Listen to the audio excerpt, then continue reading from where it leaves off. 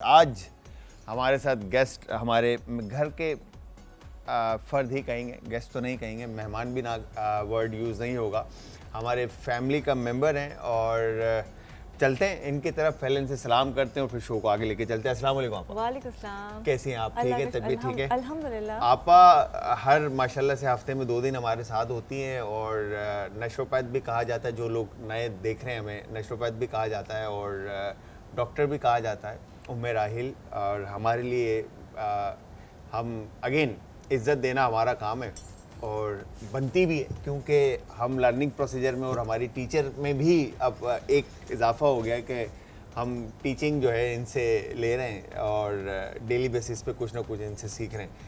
ऐसे ही आप? बिल्कुल, आपको सीखने का शौक है तो आप सीख रहे हैं। हाँ, मैं लिख भी रहा होता हूँ रोज़ाना और वो एंड में जो आपा ने कहा था ना कि बुक आनी है जलाल की। बिल्कुल, इंशाल्लाह वेरी सून। तो आज आपा क्या हम रेमेडी प्लान कर रहे हैं?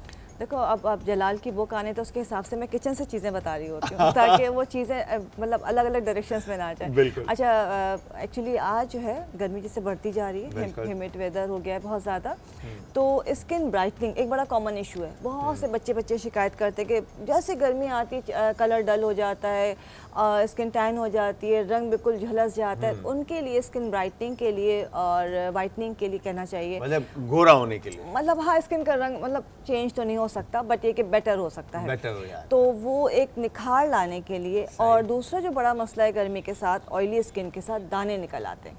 अच्छा। उन दानों को कैसे कंट्रोल किया जा सकता है? शादियां भी चल रही हैं और कुछ ना कुछ इवेंट्स चल रहे होते हैं और दाने के रोज आने एक नया मेहमान आ जाता है। बिल्कुल। तो उसको कैसे कंट्रोल किया जा सकता है? बड़ा हेक्टिक होता है और खवातीन के लिए खास तौर पे कि अगर एक दाना भी निकल जाए उनको एक टेंशन हो जाती है और मेरे ख्याल से वो टेंशन में जो है ना वो दाना डबल हो जाता है, इसलिए कि वो उसको ख़त्म करना चाहती हैं फ़ौरन, और उसको कभी इसको नोचा जाता है, कभी इसको छुपाने की नाकाम कोशिशें होती हैं, तो वो दाना चला तो जाता है पर अपने निशान छोड़ जाता है या गड्ढा बन जाता है। और उसके साथ जो सबसे बड़ा मसला है कि गर्मी में कुछ भी खाने से अक्सर पेट में जो है थोड़ा सा लाइक आपको फील होता है कि एसिड रिफ्लक्स ज़्यादा हो गया, एसिडिटी बढ़ गई है, या गैस का प्रॉब्लम हो गया, या खाना प्रॉपर डाइजेस्ट नहीं हो रहा है। गर्मी में हर जो खाने की चीज़ें सबको सूट नहीं करती। ये तो इस वक्त तो आपा इस वक्त तो मेरे ख्याल से हर दूसरे बंदे के साथ ये प्रॉब्लम है कि गैस्ट्रिक इशू जो है ना, क्योंकि हमारा एक तो गर्मी, ठीक है, फिर उसके बाद अगर रेस्टोरेंट के अंदर या बाहर जाके कहीं पे भी आप डाइन इन कर रहे हैं तो आपको पता है कि वहाँ पे फूड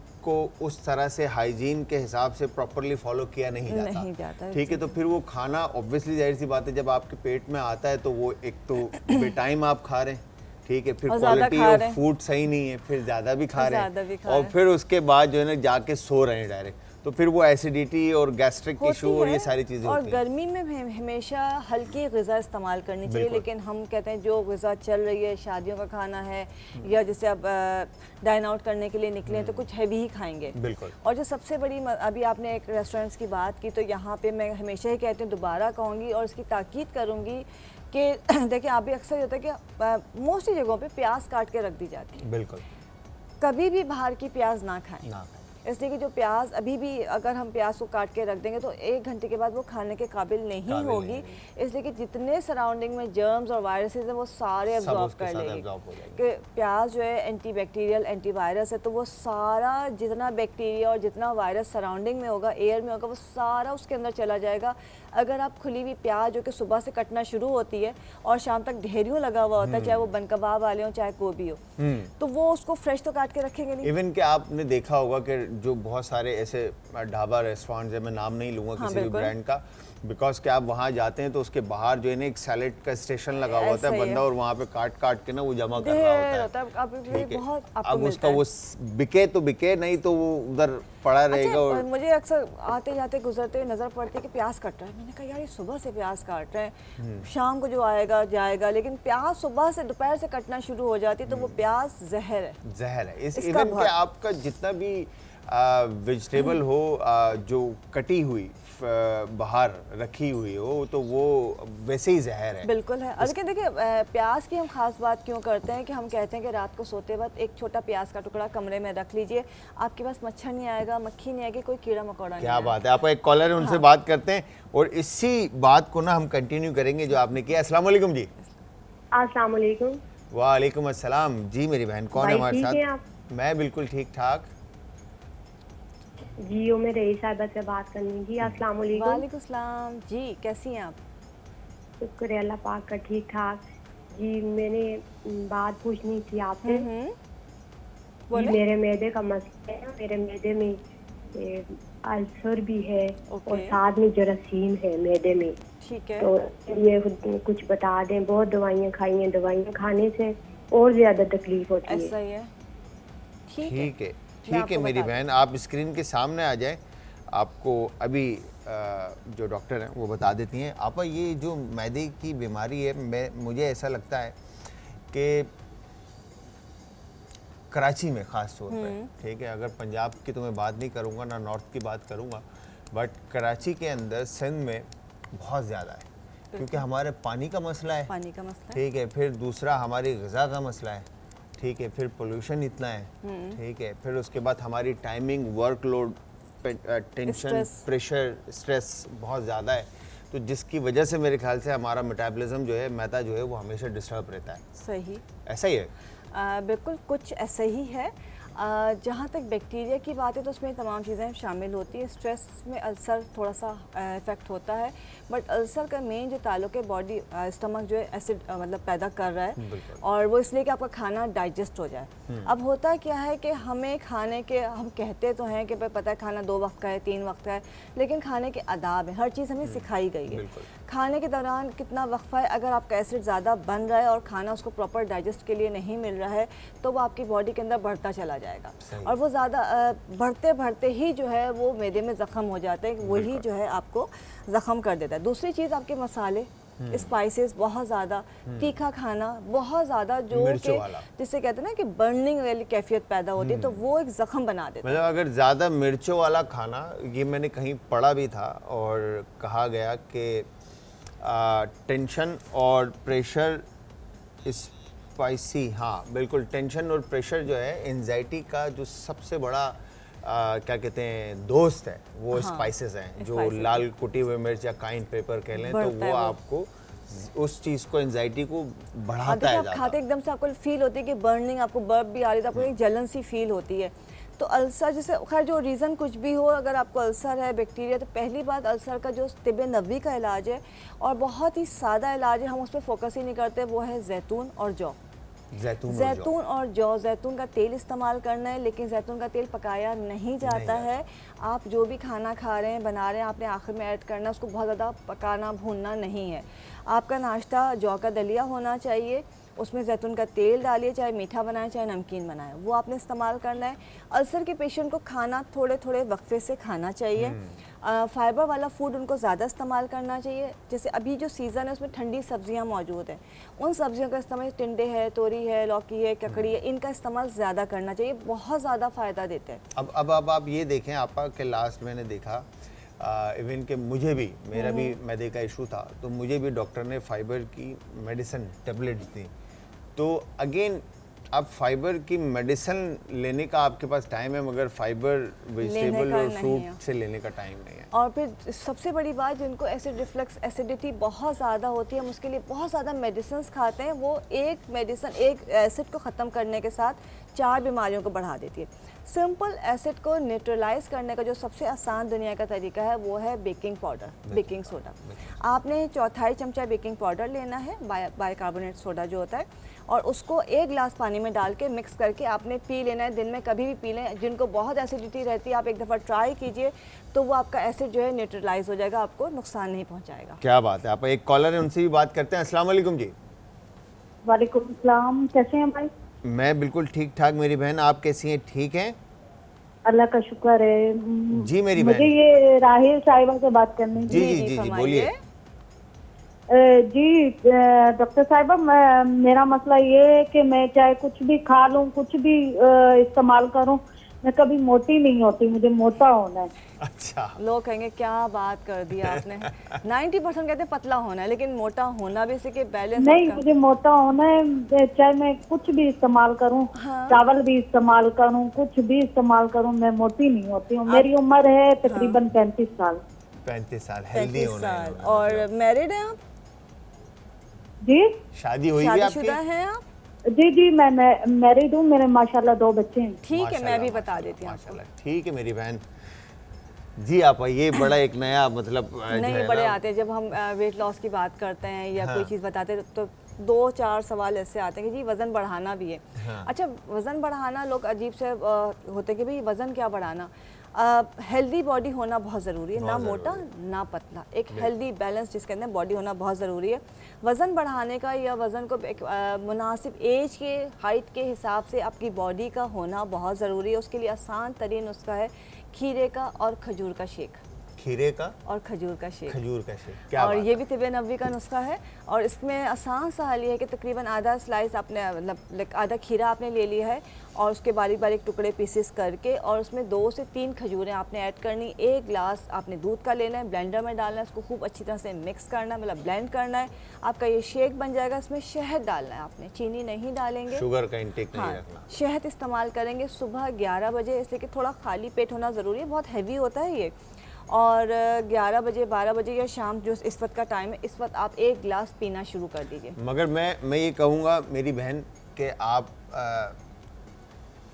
मतलब आप मोटा होने की बात कर रही हैं, बट जब आपका वेट, आप अल्लाह मियाँ आपकी ख्वाहिश को पूरा करे, बट जब आप वेट गेन कर लेंगे और वज़न आपका बढ़ जाएगा, फिर उसके बाद आप कम करने की तरफ जब जाएंगी तो फिर आप टेंशन में ही लगे रहेंगे कि यार मैं वेट कैसे कम करूं, और वो वेट फिर वापस कम नहीं होता, बहुत मुश्किल होता है। वो बहुत जो लीन होते हैं ना, उनका होता है कि कोई कपड़ा नहीं अच्छा लग रहा है, बहुत ज़्यादा कमज़ोर जो है उनको थोड़ा सा होता है कि थोड़ा सा जिस्म पे मांस आ जाए, तो थोड़ा सा वेट मुनासिब होना, BMI आपका नॉर्मल होना और मुनासिब वेट होना अच्छा लगता है। अच्छा लगता है तो उसके लिए मगर आप देखें ना, अब जैसे अब मैं अपनी बात करूं या दानिश भाई की बात करूं, तो दानिश भाई को आप देखें फिर हमारे माशाल्लाह से जो है वो उनको कम करना है, उनको कम करना चाहिए, ठीक है। तो वो उठते बैठते हुए भी जो है ना सांस फूलती है, बिल्कुल ऐसा ही है। तो इस चीज़ का आपने ख्याल रखना है जी। आपा रेमेडी, अच्छा रेमेडी आपको बताते हैं। तो पहली चीज़ कभी हम बात गर्मी की चीज़ों की बात करते हैं, हमने बात की थी कि रंग बहुत ख़राब हो जाता है, बिल्कुल, और रंग ख़राब ना हो तभी हम चाहते हैं कि रंग अच्छे से अच्छा होता ही चला जाए,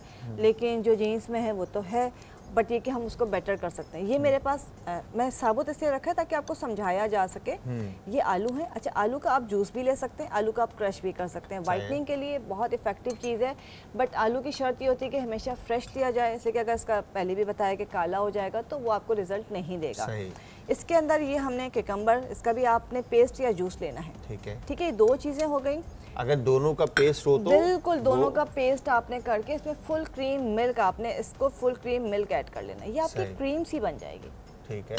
अच्छा, इसको जो है ये तो आपने बना के, इसको आप बना के रख सकते हैं, इसको फ्रीज कर सकते हैं। ये 3 चीज़ें मेन इंग्रेडिएंट है। अच्छा, ये आपकी स्किन को हाइड्रेट भी करती है, आप करता है, आपके स्किन को मॉइस्ट भी करेगा, आपके स्किन को ब्राइट भी करेगा, मतलब ऑल इन वन समझ लें। ये 3 चीज़ें, इसमें बहुत ज़्यादा चीज़ें इस्तेमाल करने की ज़रूरत नहीं है। कितना टाइम मतलब करना होगा इसको? अगर आपके रंग बहुत ज़्यादा, स्किन बहुत टैन हो गई है, रंग बहुत झुलस गया है, तो उसको आप रोज़ाना की बेसिस पे कर सकते हैं। आप इसको बना के रख लीजिए, या छोटे छोटे आपने पोर्शंस में या क्यूब्स में बना के उसको फ्रीज़ कर लेना, ताकि आपको रोज़ाना मेहनत ना करनी पड़े। जब इसका पेस्ट होगा, आपने पहले फेस को वॉश करना है, वॉश करने के बाद ड्राई करना है, ड्राई करने के बाद आपने एक जो है ना 1 स्पून आपने पेस्ट लेके इसको पूरे फेस पे लगाना है। अच्छा, जिनको टैनिंग हो गई है, एक तो होता है कि वक्त के साथ साथ रंग ख़राब हो रहा है, एक होता है कि बाहर निकलने से, आने से, यूनिवर्सिटी कॉलेज जाने से रंग जो है थोड़ा झुलस गया है, उस कंडीशन में इसमें एक लेमन ऐड कर दें। लेमन जूस आपने ऐड कर, जो लड़के बाइकर्स हैं, बाइकर बॉयज हैं, वो उनके हाथ हो जाते हैं और चेहरा उनका हो जाता है, तो उनके लिए कि लेमन इसके अंदर ऐड कर लें, और उसके बाद पूरे फेस पे लगा के, नेक पे, हाथों पे लगा के इसका मसाज करेंगे। मसाज करने के बाद आधे घंटे के लिए छोड़ दें। आधे घंटे के बाद प्लेन वाटर से, पानी ठंडा होना चाहिए, उससे इसको वॉश कर लें। वॉश करके डे टाइम है तो सनस्क्रीन लगा लीजिए, रात का टाइम है तो अपना विटामिन C सीरम लगा लें, या जो भी सीरम लगाते हैं। ये आपने कुछ अरसे रेगुलर करना है। जिनको टैनिंग है वो इंशाल्लाह फ़ौरन साफ़ हो जाती है, और जिनका रंग ख़राब हो गया है वो थोड़ा अर्सा करेंगे, 20-25 दिन, तो उनका रंग जो है बिल्कुल एक मतलब 1 से 2 टोन जो है वो लाइटर हो जाएगा, और वो बहुत स्किन अच्छी हो जाएगी इंशाल्लाह। अच्छा, आप यूजुअली बड़े कंफ्यूजन रहती है कि आपने टॉवल अलग रखना है, और टॉवल जो है अगर आप यूज़ कर रहे हैं तो उसको रब नहीं करना, उसको खाली जस्ट सही है। और बहुत सारे लोग हैं कि जो कहते हैं कि फेस के ऊपर टॉवल ही ना लगाओ, आप पेपर नैपकिन का यूज़ करो और टिश्यू का यूज़ करके जस्ट पानी ड्राई किया आपने और उसके बाद नैपकिन फेंक दे। और अच्छा कुछ लोग सोप, अच्छा मैंने ऐसे भी लोग देखे जो साबुन से जो है ना चेहरा, कोई भी आम साबुन से चेहरा रगड़ लेते हैं और धो लेते हैं और उनके चेहरे सही रहते हैं। इवन कि जैसे हमारे अगर एरियाज़ के अंदर आप जाएं तो मैकेनिक की बात करते हैं, ठीक है, तो उनके चेहरे पे कोई पिंपल नहीं होता, कोई दाना नहीं होता, सब चेहरे से बेहतरीन, और वो पूरे हाथ गंदे, चेहरा गंदा, और वो उधर जो है ना एक कोई भी लिक्विड लेंगे, इवन कि वो पेट्रोल से ही हाथ धो लेते हैं और फिर उसके बाद साबुन से हाथ साफ करके चेहरे पे रगड़ लेते हैं और चेहरा क्लीन हो जाता है। तो ये क्या आप बताएं कि किस तरह से ट्रीट करना चाहिए हमें, ठीक है, और कौन सा लिक्विड, कौन सा ऐसा क्या कहेंगे सोप या रेमेडी हमें अप्लाई करनी चाहिए, या मेथड क्या है स्किन को ट्रीट करने का, कि सही कि धोने के बाद किस तरह से हमने चेहरे को सेव करना है। पहली बात है कि चेहरा आपकी शख्सियत का एक आईना है और उसके ऊपर इतनी तवज्जो ना दे कि वो आईना अपनी चमक ही खो दे। क्या बात कर दी ठीक आपने। है, हम कभी कभी इतना फोकस हो जाते हैं, इतना ज़्यादा उसको अटेंशन देते हैं कि उसका अच्छा होने के बजाय सत्यानाश हो जाता है। और ख़ासकर कुछ बच्चियाँ ख़वातीन को लगता है कि जितना लगाएंगे उतना अच्छा हो जाएगा। ऐसा नहीं है, ऐसा नहीं होगा। पहली बात, पहले ज़माने में साबुन नहीं होते थे, उससे पहले भी ये अपने नेचुरल चीज़ें हुआ करती थी, और उनकी जो पुराने ज़माने के लोग आज भी मौजूद हैं, हमारे जो बुज़ुर्ग हजरात हैं, उनकी स्किन हम लोगों की स्किन से ज़्यादा अच्छी है, और आने वाली नस्लें जो उनसे बेहतर हम लोग हैं। बिल्कुल। क्योंकि जितना हम अवेयर होते जा रहे हैं, हम अपने कुदरत से, अपनी नेचर से दूर होते जा रहे हैं। अब अगर आप, मैं सॉरी बात काट रहा हूँ, अब अगर हम देखें तो मैंने देखा भी है एक दो जगहों पे, अब ऑर्गेनिक इंग्रेडिएंट्स है जो पुराने टाइम में हुआ करता था, वो अब ऑर्गेनिक इंग्रेडिएंट्स के साथ मिलाकर वो सोप और वो क्या कहेंगे फेस वॉश और ये वाली चीज़ें बन रही है, मगर वो महंगी इतनी है कि वो आम इंसान के क्या कहेंगे। देखिए वो तो जाहिर सी बात है कि अब एक बहुत बड़े नाम का ब्रांड है तो वो तो अपने नाम की कॉस्ट लेगा, और वही हम नीम से, पुदीने से साबुन बनाएंगे, वो आप घर में भी बना सकते हैं, उसकी तो कॉस्ट जो है 50। अब आपा ये जो है ना, हमने ये करना है कि ये जो आपने बताया ना कि नीम का और इसका साबुन बनाना है, तो ये आपने बताया ना, बस अगले जो है ट्यूसडे को ना इंशाल्लाह डन हो, बस सही है। एक कॉलर है, पहले उनसे बात करते हैं फिर आपा की तरफ चलते हैं। अस्सलाम वालेकुम जी। वालेकुम अस्सलाम, कैसे हैं सर आप? ठीक हैं? मैं बिल्कुल ठीक ठाक। मेरी बहन आप कैसी हैं? ठीक है जी, अल्लाह का शुक्र। मुझे ये उम्मीद हिल से बात करनी थी। जी जी जी बोलिए। अस्सलाम वालेकुम, कैसी हैं आप? ठीक हैं? बिल्कुल ठीक ठाक अल्हम्दुलिल्लाह। जी फरमाइए। मेरा मसला ये है कि मेरे ना पिते का ऑपरेट हुआ है, तकरीबन 3-4 माह हो गए हैं। पहले तो स्टमक ठीक था, लेकिन अब मैं ना खाना खाती हूँ और मेरे खाना खाने के बाद ना इधर दर्द शुरू हो जाती है, ये दिल वाली साइड पे ना हल्की हल्की सी। सही है। और मैंने बस पूछना था कि ये मुझे ऐसी दुआ, ऐसी कोई मेडिसिन बताएं जिससे ना मेरा स्टमक ठीक रहे। ठीक है, मैं बता देती। ठीक है मेरी बहन, thank you very much call करने के लिए। अपना ख्याल रखिएगा, स्क्रीन के सामने आ जाए। देखें आप फिर वही गैस्ट्रो का और मेरे ख्याल से जो है ना ये मैदे का इशू है।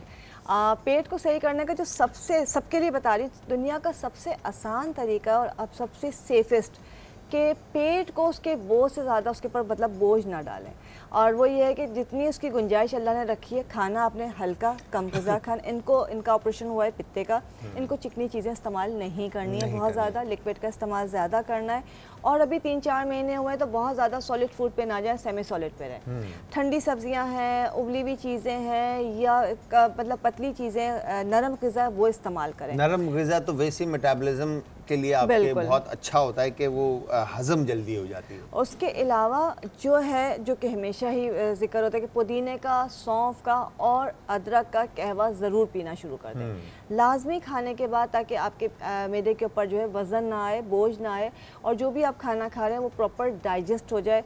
पानी का इस्तेमाल प्रॉपर करना है, गर्मी के दिन है, छाछ का इस्तेमाल ज़रूर करें डे टाइम के अंदर। चिकनाई को जितना अवॉइड कर सकते हैं उतना आप अवॉइड कीजिए, वो आपके लिए बहुत ज़्यादा अच्छा है। क्या बात। और साथ साथ ग्रीन टी, लोग ग्रीन टी को फैशन समझते हैं या समझते हैं सिर्फ वज़न कम करने के लिए, नहीं, 3 से 4 कप इन दिनों में ग्रीन टी पी जा सकती है, ये आपके बहुत सारे मसाइल का हल है। क्या बात। तो ये आपने ज़रूर पीनी। ग्रीन टी कोशिश करें जो नेचुरली मिलती है, खुली हुई जो मिल जाती है सब्ज़ चाय, वो लेके वो बनाएं। और ग्रीन टी नहीं है तो जो अपना काली चाय होती है सिर्फ उसका कहवा पीना शुरू कर दें। तो ये कहवा भी जो है आपके जो बॉडी के जो बहुत सारे अमराज, खासकर अल्सर हो गया, आपका गैस्ट्रिक इशू हो गया है, आपके पित्ते के दर्द हैं, जिगर है, उसके लिए ये बहुत अच्छा है। क्या बात है। तो ये ज़रूर पीजिए। ठीक है आप, एक कॉलर हो रहे हैं, उनसे भी बात करते हैं। अस्सलाम वालेकुम जी। वालेकुम सलाम।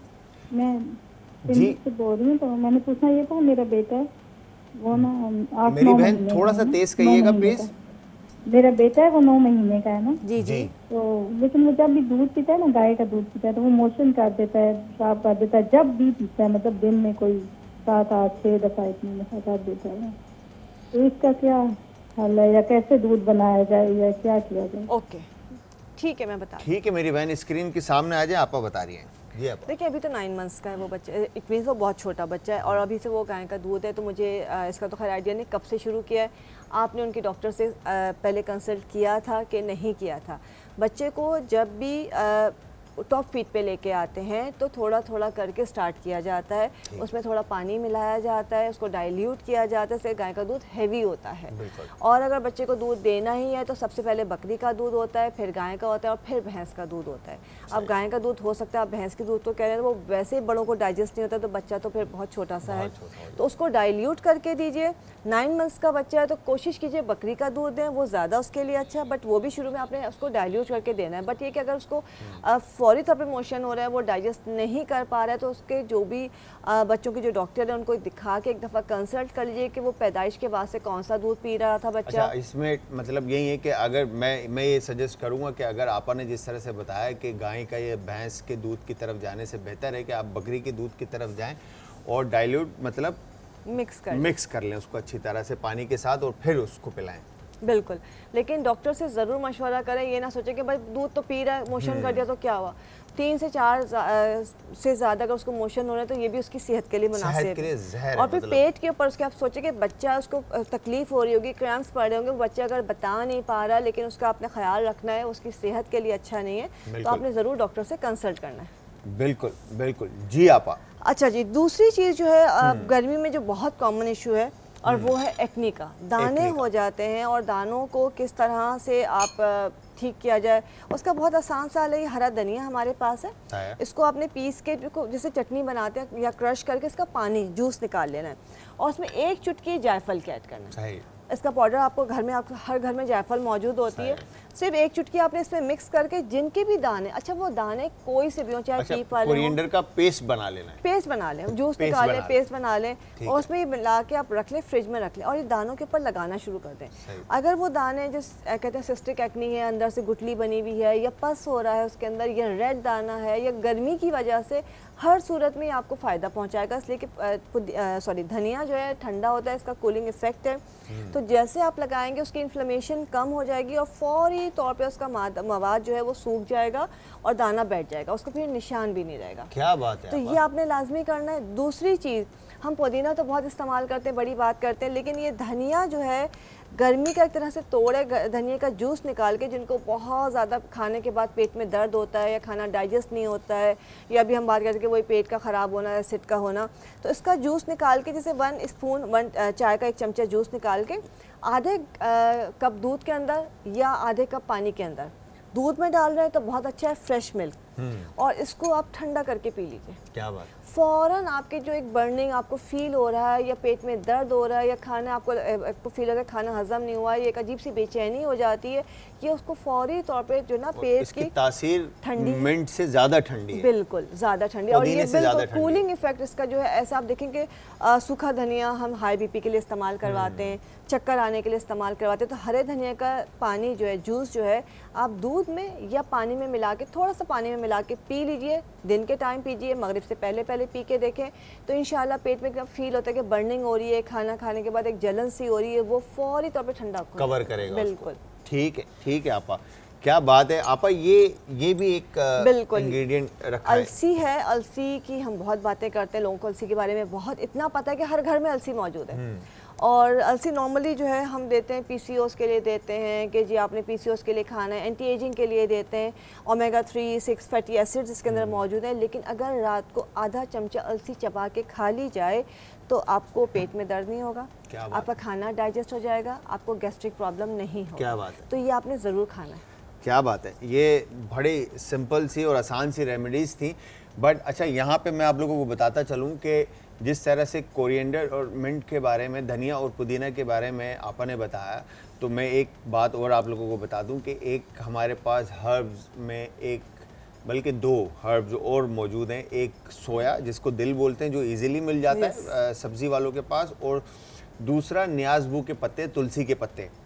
ये 2 चीज़ें भी इजीली मिल जाती है। मेरे ख्याल से न्याज़बू के पत्ते जो हैं उसकी भी तासीर जो है ना वो बहुत वो तो आउट क्लास चीज़ है। वो इसलिए कि वो उसको हम एज अ मेडिसिन यूज़ करते हैं। तो ये तो हम किचन से निकाल के बता रहे हैं, लेकिन वो एज अ मेडिसिन यूज़ करते हैं तो लोग उसको सिर्फ दवा ही समझते हैं। आपने सोया की बात की, और जिसे दिल कह रहे हैं, तो सोया जो है, सोया मिल्क हाइट बढ़ाने के लिए इम्यूनिटी बूस्टर है, आपकी एंटी एजिंग के लिए आउट क्लास है। अगर आप सोया मिल्क पीना शुरू कर दें, वो बच्चे जिनको दूध हजम नहीं होता है उनको सोया मिल्क देना शुरू कर दें। अच्छा, मतलब सोया मिल्क बनेगा कैसे? सोयाबीन के साथ, सोयाबीन के बीन्स के साथ बनता है। सिंपल, आपने रात को बीन्स धो के भिगो दिए मुट्ठी भर, रात को गर्म पानी के अंदर ब्लेंडर में डाल के उसको चला दिया है, वो बिल्कुल सफ़ेद दूध बन जाएगा। उसको कपड़े से छान लिया, दूध छान लें। और वो क्या बात है। आप एक कॉलर है, उनसे भी बात करते हैं। अस्सलाम वालेकुम जी। वालेकुम सलाम जी मेरे भाई, कौन है हमारे साथ और कहाँ से? भाई मैंने वो बात करनी थी, वो बाजी से। मैंने मैदे का मसला है, तो खाने के बाद ना मुंह का जायका बदल जाता है। सही ठीक है मेरी बहन, ठीक है, अभी बता देते हैं आपको। और कुछ पूछना है आपने? हाँ, लाहौर से बोल रही मैं, कल फोन। ठीक है जी, ठीक है, थैंक यू वेरी मच जी।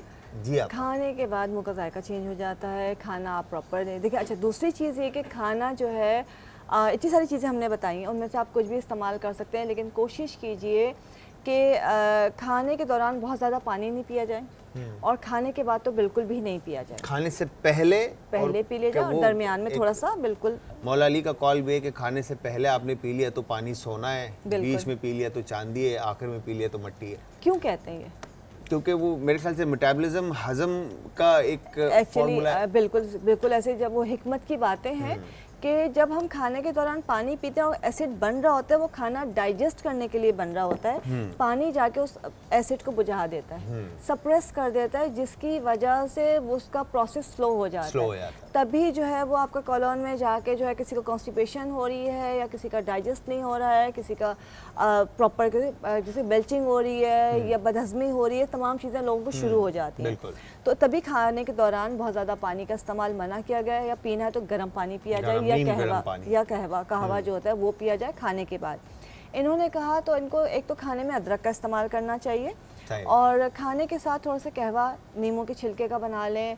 अब तो ऑरेंजेस नहीं है तो कीनों के उसका नींबू के छिलके का कहवा बना लें, उसमें दालचीनी ज़रूर डालें, वो इस्तेमाल करें। और खाना, हर खाने के बाद अगर आपको लग रहा है कि मुंह कड़वा हो रहा है तो ज़रूर एक दफ़ा चेकअप करवा लीजिए। इसका मतलब आपके जो है बॉडी के अंदर, जिसके ना कहते तेज़ाबियत ज़्यादा हो रही है, जिसकी वजह से आपके मुंह का जायका ख़राब हो रहा है, तो वो ज़रूर इसको चेक कराइए क्या वजह है, तो आपको आइडिया हो जाएगा। अच्छा, यहाँ पर मैं आपसे ये कहूँगा कि जब भी अपन ने तो बताया आप लोगों को कि जब भी आप खाना बनाएं घर में, तो हमारे पाकिस्तानी कुजीन के अंदर आपने बताया जिस तरह से जिंजर का आप इस्तेमाल करें, कि जिंजर तो हर किसी को मेरे ख्याल से इस्तेमाल करना चाहिए। और हमारा जो खाना है पाकिस्तानी, जितनी भी करीज़ हैं, उसके ऊपर आप जूलियन जिंजर, जूलियन चिली, ठीक है, बारीक कटा हुआ हरी मिर्च, बारीक कटी हुई अदरक, और ये धनिया और पुदीना थोड़ा सा चॉप करके आप ऊपर से ऐड करें और उसको दम दे दें। तो एक तो वो फ्लेवर, फ्रेशनेस और उसकी तासीर भी आपको जो है ना वो प्रॉपर मिलेगी। आपा थैंक यू वेरी मच, बहुत बहुत शुक्रिया, आप आए और बहुत कुछ सीखने को मिला।